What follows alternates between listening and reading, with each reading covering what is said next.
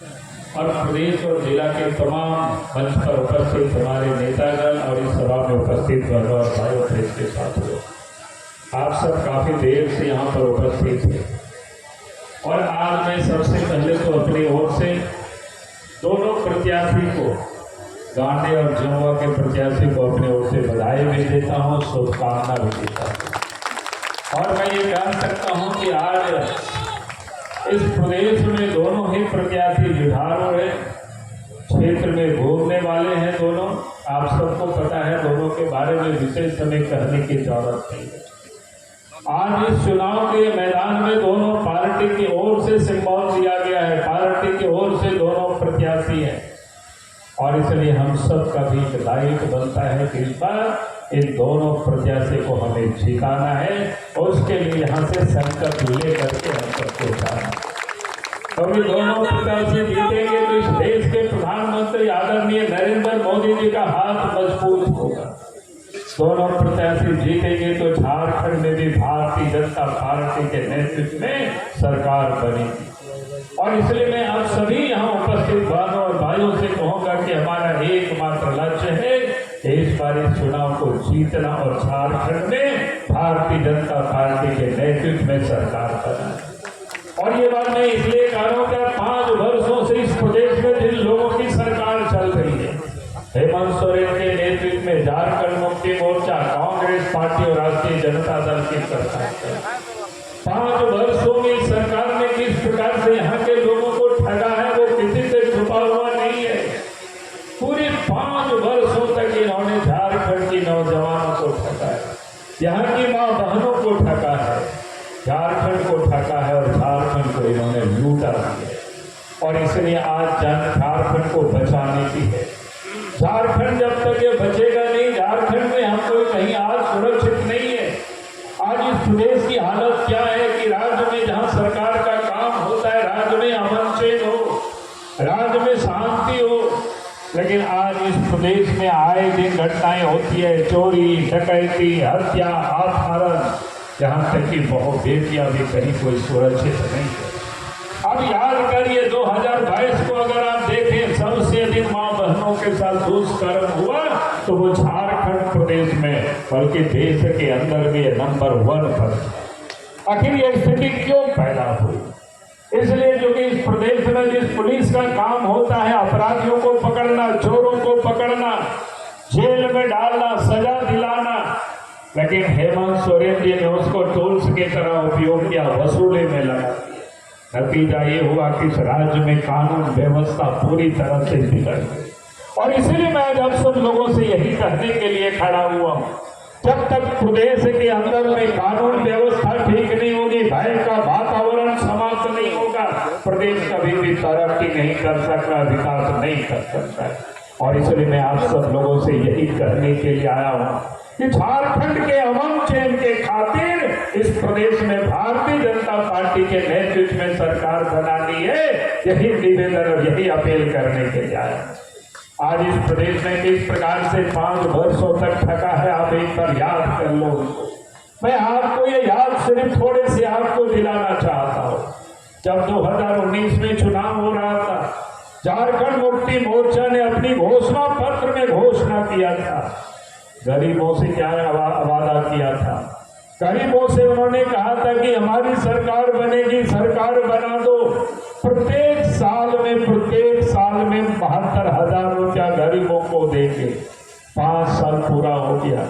5 साल में जितना दिन होता है उतना तो छोड़ दीजिए, 72,072 लोगों को भी नहीं दिया।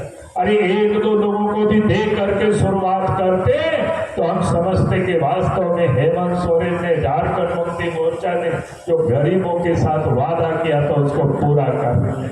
लेकिन उन्होंने कुछ भी किया नहीं। उन्होंने माँ बहनों से क्या कहा था कि हमारी सरकार बना दो, महीना में आपको 2,000 रुपया चूल्हा खर्च देंगे। अब पूरे 5 साल गुजर रहा है, कभी भी किसी महिलाओं की ओर घूम करके चूल्हा खर्च नहीं दिया, एक भी नहीं दिया।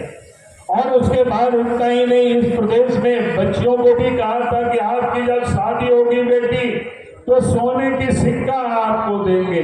इन 5 वर्षों में 1, 2, 3 नहीं बल्कि लाखों बच्चों की शादी हो गई, लेकिन किसी को सोने की सिक्का नहीं मिला। उन्होंने जो विधवा है, दिव्यांग है, क्या कहते हैं, वृद्ध है, उन सबके बीच भी कहा था कि हमारी सरकार बना दो, 2500 रुपया पेंशन देंगे।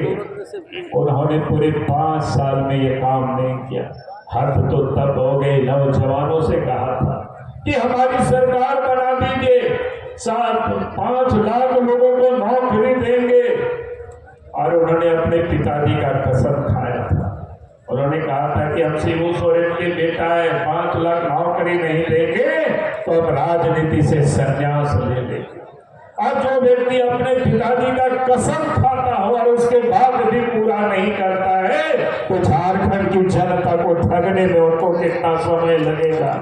और इसलिए मैं अब सब लोगों से यही कहने के लिए आया हूं कि उन्होंने अपने पिता की कसम खा करके उस वादा को उन्होंने पूरा नहीं किया, बल्कि इस प्रदेश में जितने भी प्रकार के जो एग्जाम हुए, चाहे वो जीपीएससी से हो, चाहे जेसीसी से हो, सबके पेपर लीक हुआ।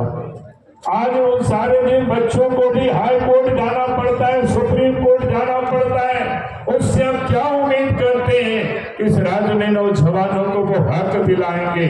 और इतना ही नहीं, और उन्होंने कहा था विधानसभा में, झारखंड की विधानसभा में, जब सरकार बनने के बाद 2020 में बजट सत्र था, उनके वित्त मंत्री का बजट भाषण में, मुख्यमंत्री का भाषण में वो उल्लेखित है।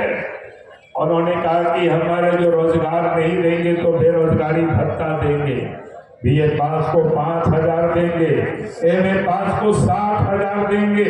पूरे 5 साल गुजर गया, 5 और 7,000 छोड़ दीजिए, कुछ भी नहीं दिया। बल्कि नौजवानों ने रोजगार के लिए जहां वहां जब दौड़ लगाते हैं, गलत का विरोध करते हैं, तो उनके ऊपर डंडे चलाते हैं, उनके ऊपर लाठियां बरसाते हैं। और इसलिए मैं आज आप सबसे यही कहने के लिए आया हूं, हेमंत सोरेन इन 5 वर्षों में किसी को छोड़ा नहीं, इन्होंने सबको ठगा है और झारखंड को भी इन्होंने लूटा। अब याद करिए, झारखंड की नदी की बालू तक को उन्होंने लूटा, पत्थर को भी लूटा है, कोयला को भी लूटा, बालू को, पत्थर, कोयला, यहाँ तक कि जमीन को भी इन्होंने लूटा है। सेना की जमीन तक को इन्होंने नहीं छोड़ा है। और इसलिए मैं आज आप सब लोगों से यही कहने के लिए आया हूं कि उन्होंने अपने तिजोरी को ही 5 साल तक ही भरने का काम किया है। और इसीलिए भाई और बहनों, मैं आप सबसे यही निवेदन कर रहा हूं, जिन्होंने अपने परिवार के लिए राजनीति किया हो, पैसे के लिए राजनीति किया हो, अब समय आ गया है इनको झारखंड की उस कुर्सी से हटाने का। यही मैं आज आप सब लोगों से निवेदन और अपील करने के लिए आया। और मैं आप सब लोगों से ये कह रहा हूं, भारतीय जनता पार्टी जिसका नेतृत्व देश में आदरणीय प्रधानमंत्री नरेंद्र मोदी जी कर रहे हैं, भारतीय जनता पार्टी जो कहती है वो पूरा करती है। देश के प्रधानमंत्री नरेंद्र मोदी जी ने गरीब की कल्याण के लिए